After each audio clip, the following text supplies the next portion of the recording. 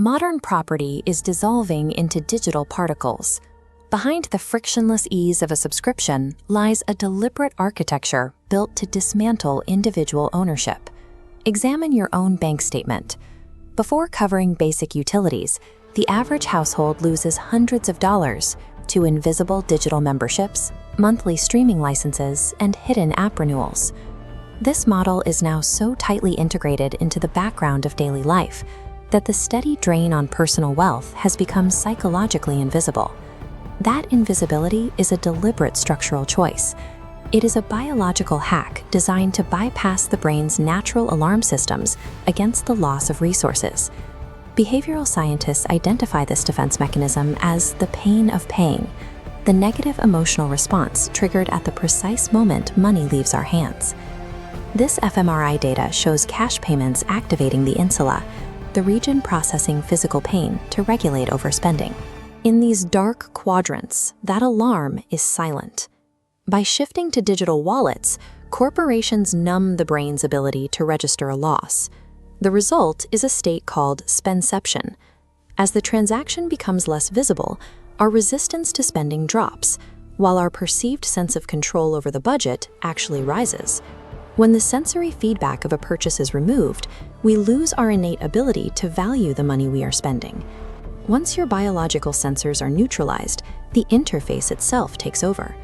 Designers use dark patterns to manipulate users into remaining within the subscription loop. This is a Roach Motel design.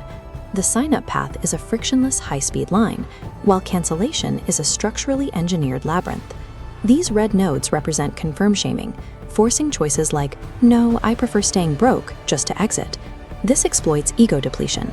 Because self-regulation relies on a finite reserve of mental energy, many users stay subscribed simply because their prefrontal cortex is too fatigued to finish the cancellation. In this environment, your decision to keep paying is often a symptom of engineered cognitive exhaustion rather than brand loyalty. Precarious ownership has crossed the threshold from digital files into the physical objects we use every day through the Internet of Things. Historically, the exhaustion doctrine meant that once a product was sold, the manufacturer's control ended. Today, companies bypass this by tethering hardware to copyrighted software you can only license, never own.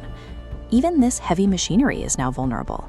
Because the tractor's hardware is dependent on proprietary software, the former is legally barred from repairing the tool they technically bought. This allows for bricking, the ability for a manufacturer to remotely disable a product if a license is violated or if a business model changes. When physical objects require a digital tether to function, you aren't an owner. You are a tenant in a device that can be shut off at the manufacturer's discretion. These psychological and legal traps support a wider structural shift. The traditional market, where profits come from selling goods, is being replaced by a system where tech platforms extract cloud rent. Rather than competing to produce the best product, these companies compete to control the digital infrastructure.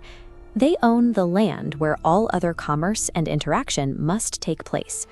Within these digital fiefdoms, every third-party business functions as a vassal, paying tribute in fees and commissions just to reach a customer base. These data centers house the cloud capital that makes this possible. The modern user functions as a digital serf, providing the free behavioral data and content that continuously trains a platform's algorithms. For centuries, the path to middle-class wealth relied on asset accumulation. That path is being closed by a system designed to keep you in a perpetual cycle of rental liabilities. Digital serfdom is the systematic dismantling of individual autonomy through the slow erosion of property. To survive, you must reintroduce friction. Using physical currency creates a tactile micro-moment of loss that reactivates the natural regulators in your brain. If the transaction feels effortless, you are not the consumer. You are the asset being harvested.